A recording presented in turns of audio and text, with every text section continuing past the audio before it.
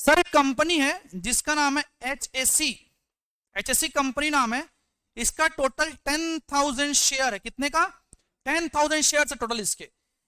HSAL नाम की company है, इस कंपनी का 60% खरीद लेता है वो। कितना? 60%। Now tell me whether SAL has control over the HAC और not. Yes, because it is a holding company and it is a subsidiary company.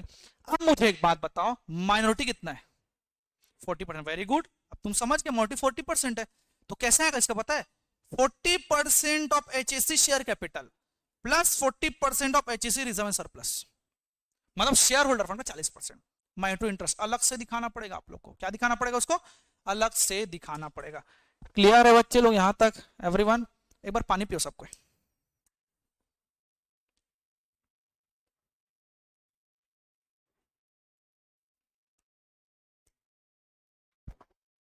Sir torture कर रहे हो क्या? सर पानी पी पी के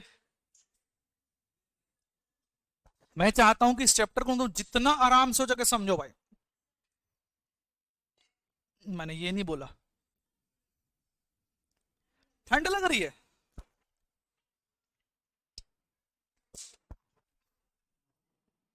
देखो भाई टेम्परेचर तो मैं ठीक रहा था, कोई यार के छेड़ा है इसको, मैं पहले ही बता रहा हूँ।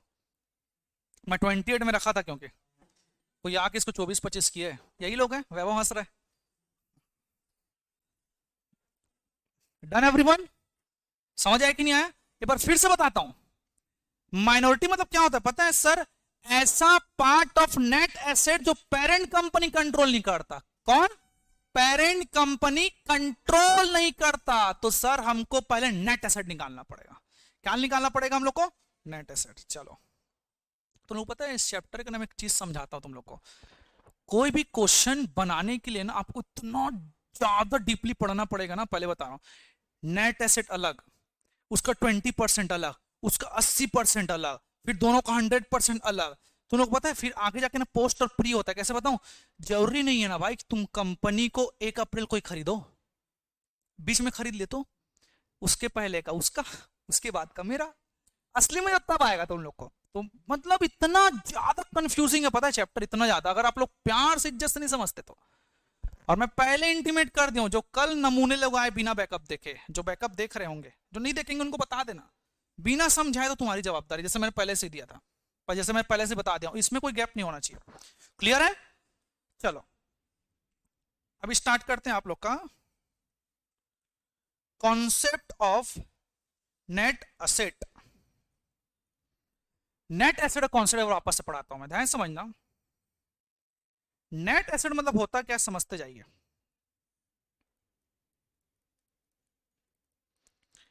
It is the value of a company asset, company के एसेट की value after deducting it's liability. ये वैल्यू ऑफ कंपनीज एसेट है आफ्टर डिडक्टिंग इट्स लाइबिलिटी। इसके ना दो अप्रोच होते हैं। कितने अप्रोच होते हैं? दो। पहला जो अप्रोच होता है ना वो नेट एसेट होता है खुद, और दूसरा जो होता है उसको इक्विटी अप्रोच बोलते हैं। इसका एकदम सिंपल सा फॉर्मूला है, टोटल एसेट्स माइनस लाइबिलिटी। जैसे मैंने सिखाया था वहां पर 100 और 80 था 20, कुछ ऐसे ही आया था ना तुम लोग का। नेट एसेट मेरे एग्जांपल के हिसाब से, इक्विटी में टोटल ऑफ इक्विटी डायरेक्टली अगर आपको नेट एसेट नहीं मिल पा रहा है तो कितना था वो? 20। दोनों अप्रोच से आप आंसर ला सकते हो, क्योंकि मैं बैलेंस शीट में माइनस करूंगा या तो डायरेक्ट इक्विटी को उठा लूं, दोनों का मतलब तो सेम ही है। 20-20 मेरा आया। ये होता है कॉन्सेप्ट ऑफ नेट एसेट। समझ आया कि नहीं आया सबको? यस और नो एवरीवन? सर एक आध ना प्रैक्टिकल एग्जांपल देते तो समझ आता। चलो हम न्यूमेरिकल एग्जांपल समझते हैं।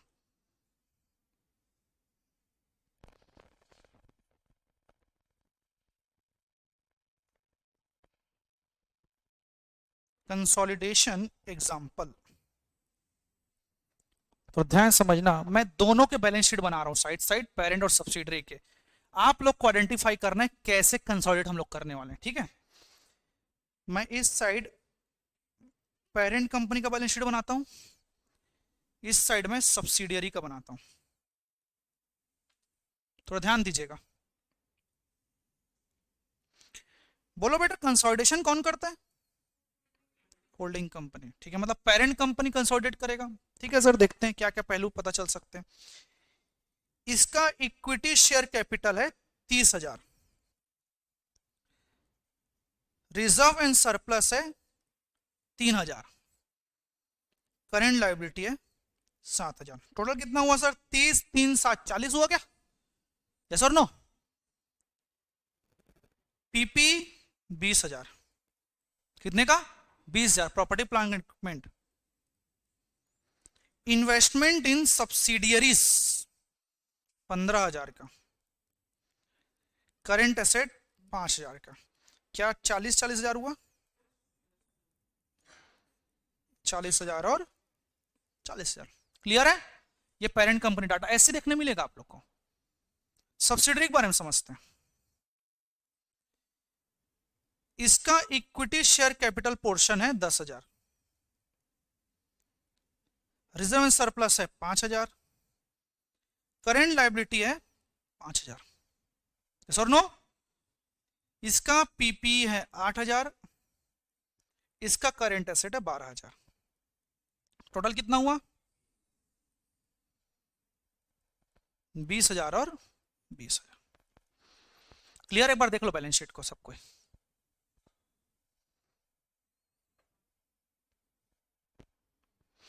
एक चीज हमेशा ध्यान रखना, जो भी पेरेंट कंपनी होगी उसके बैलेंस के एसेट में इन्वेस्टमेंट लिखा होना चाहिए। यस और नो? क्या लिखा होना चाहिए? इन्वेस्टमेंट। अब हमको ये चीज तो समझ आ गया सर, ये जो है ना, ये पेरेंट कंपनी का स्टैंड अलोन फाइनेंशियल स्टेटमेंट है। एग्री? कंसोलिडेशन है क्या? और ये इसका स्टैंड अलोन है, सब्सिडियरी का स्टैंड अलोन फाइनेंशियल स्टेटमेंट, दोनों का। क्लियर है कि नहीं? अभी फिलहाल ना मैं 100% में बात करूंगा, माइनॉरिटी में नहीं जाएंगे हम लोग, वो कैलकुलेशन बाद में समझाऊंगा। पेरेंट कंपनी ने सब्सिडियरी में 100% स्टेक ले लिया, मतलब अब सब्सिडियरी क्या कहलाएगा? होली ओन सब्सिडियरी कहलाएगा मेरे लिए। मैंने 100% पूरा खरीद लिया। समझ आया कि नहीं आया? सर ये आइडेंटिफाई करना सिखाता हूं तुम लोग को, कैसे होली ओन्ड है, देखते जाओ। एक कंपनी का ओनरशिप कहां से दिखता है? शेयर होल्डर फंड से दिखता है, वहीं से दिखता है, देखते जाओ। पेरेंट कंपनी ने कितना रुपए लगाया है? 15,000। अगर तुम ध्यान से अगर देख पाओ, 10, 5, 15,000। समझ आया कि नहीं आया? उसने पूरे ओनरशिप खरीद, तभी 100% है ना। 15 से ज्यादा भी हो सकता है, ज्यादा हो गया तो गुडविल हो जाएगा यार। गुडविल कॉन्सेप्ट अलग पढ़ोगे तुम लोग। समझ आया कि नहीं आया? अब देखते जाओ। तुम लोगों को पता है ये ना कॉमन एलिमेंट है। क्या है? आप लोग का एक कॉमन एलिमेंट है। मतलब एक्चुअली में हुआ क्या ना, एग्जाम्पल, मेरी जो होल्डिंग कंपनी है उस कंपनी में पैसा लगाया, वो कंपनी क्या बोलता है पता है? उसने मेरे ऊपर पैसा लगाया। फिर समझाता हूं। पेरेंट कंपनी में लेकर वॉलमार्ट था और सब्सिडरी कौन था? फ्लिपकार्ट। वॉलमार्ट कंपनी ये बोलता है कि मैंने तेरे को पैसा दिया, यस और नो? फ्लिपकार्ट क्या बोलता है? मुझे आपसे पैसा मिला। पैसा दिया और एक ने लिया, अगर दोनों को मर्ज करोगे तो दोनों आएगा? क्या लगता है? Answer is no. नहीं समझ आया? जैसे एग्जांपल देता हूं, मैंने ना आपको 10,000 रुपए दिया, मेरे बैलेंस शीट में सर वो डेटर के रूप में दिखेगा, यस और नो? आपने मुझसे लिया, आपके किस में दिखेगा? क्रेडिटर में 10,000 रुपए दिखेगा। अगर मैं दोनों के बैलेंस शीट को मर्ज करना चाहूं तो 10-10 कैंसिल होगा कि नहीं होगा? Answer is yes. अब भाई मालिक जब मैं ही हूं तो मैं, कौन लेना देना करेगा इसके लिए? मैंने ही दिया और मैंने ही लिया, तो एलिमिनेट तो करना ही पड़ेगा। तो ये आइटम आप लोग के एलिमिनेट होंगे। समझ आए कि नहीं? क्या हो गया? आइटम एलिमिनेट होंगे। समझ आए कि नहीं आए? 15,000 दोनों में एलिमिनेट। लिखता हूं थोड़ा सा, यहां पास बोला जाता है, so in consolidated financial statement we need to eliminate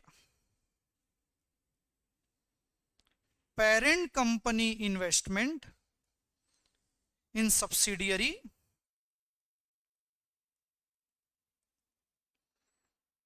with net asset of subsidiary. तो ध्यान समझ लो, इसका मतलब यह होता है कि जो पेरेंट कंपनी ने जो इन्वेस्टमेंट दिया वो कहां दिख रहा है, इन्वेस्टमेंट इन सब्सिडियरी दिख रहा है, यस और नो।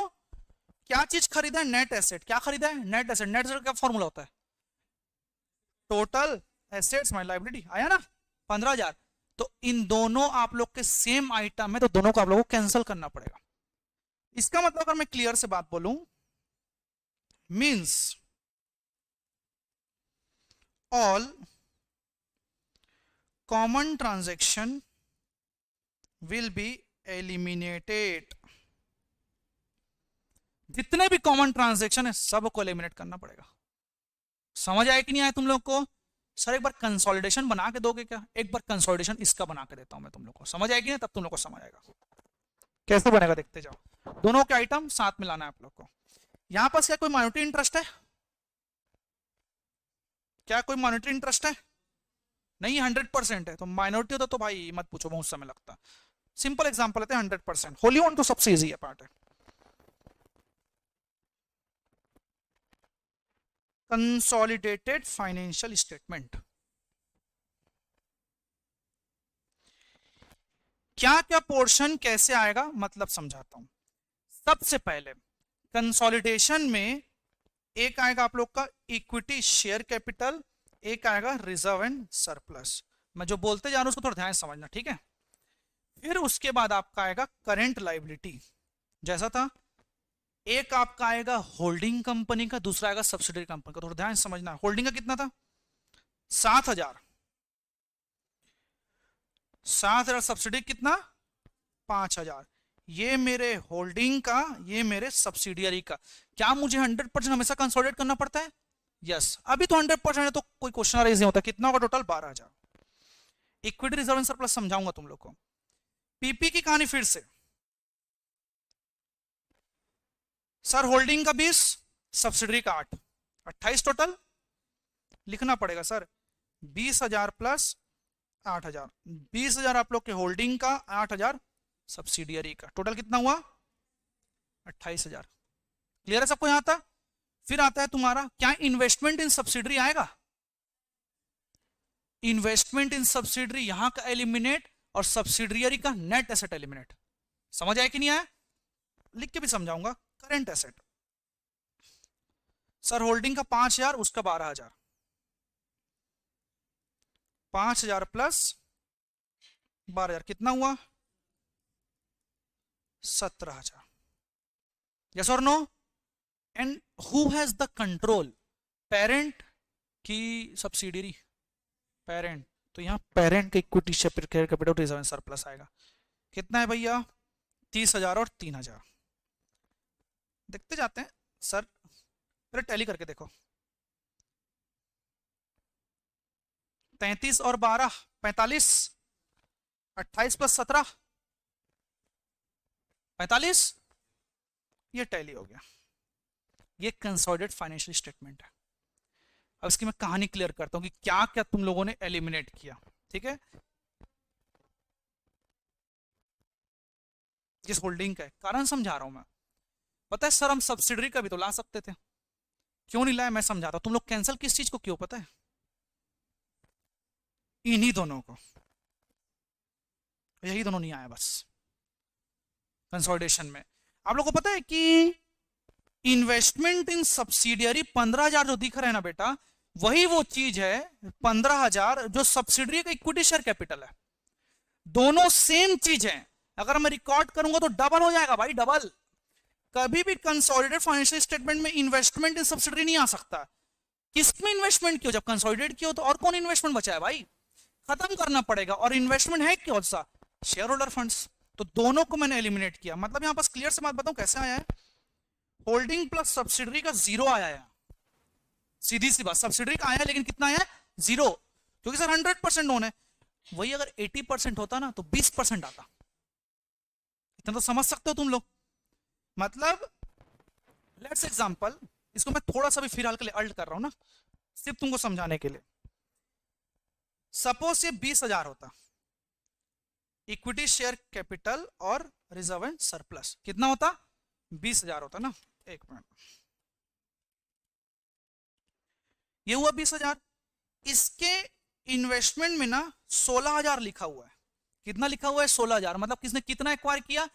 80%। यस और नो? इसने 80% एक्वायर किया। अब देखते जाओ, अब मैं कैसे एलिमिनेट करूंगा। ये 16,000 तो यहां से एलिमिनेट हो जाएगा, नहीं दिखेगा। इसका 16,000 नहीं दिखेगा, 1600 एलिमिनेट, 4,000 बचा। तुम लोग पता है ये 4,000 यहां कहां दिखेगा? नहीं समझ आ रहा है? देखते जाओ, जो मैंने लिखवा दिया ऑलरेडी, देखते जाओ कहां दिखेगा sir. Minority interest in the balance sheet with in the equity shall be presented separately. अलग से तुमको दिखाना पड़ेगा। कहां दिखेगा पता है? यहां चुपचाप एक माइनॉरिटी इंटरेस्ट 4,000 दिखा देना, खत्म। मतलब सब्सिडियरी का जो बैलेंस बचा होता है ना, माइनॉरिटी इंटरेस्ट के रूप में दिखता है। समझ आया ना? इतना आगे जाके पढ़ोगे, अभी एकदम इमीडिएटली नहीं पढ़ोगे इसको। इसको मैं मिटा देता हूं ताकि तुम कंफ्यूज ना हो इन चीजों के लिए। समझ आया कि नहीं आया बच्चे लोग? एवरीवन? मतलब सर मोटा मोटी मैं अगर कंक्लूड करूं ना, तो कंसोलिडेशन जो है ना, व्यू पॉइंट किसका चलता है पता है? पेरेंट कंपनी का व्यू पॉइंट चलता है। लेकिन हमको बैलेंस शीट देखना किसका है? सब्सिडियरी का। हमको बैलेंस शीट देखना सब्सिडियरी का है, व्यू पॉइंट होल्डिंग का लेके चलना है सर। होल्डिंग ने जितना एक्वायर किया है ना, उतना मेरे काम का है। समझ आया कि नहीं? उतना मेरे काम का है। मतलब आपने माइनॉरिटी में क्या चीज पढ़ा पता है? माइनॉरिटी उसको बोलते हैं sir the net asset which is not control by parent company. समझ आया कि नहीं? Which is not control by parent company. अब जरा देखते जाओ, यहां पास नेट एसेट कितना है? 15,000। कितना है? 15,000। 100% कंट्रोल तो no minority interest, less control तो माइनॉरिटी इंटरेस्ट आएगा। सीधी सी बात है। इतना सा बस लॉजिक अभी फिलहाल के लिए। समझ आया कि नहीं आया सबको?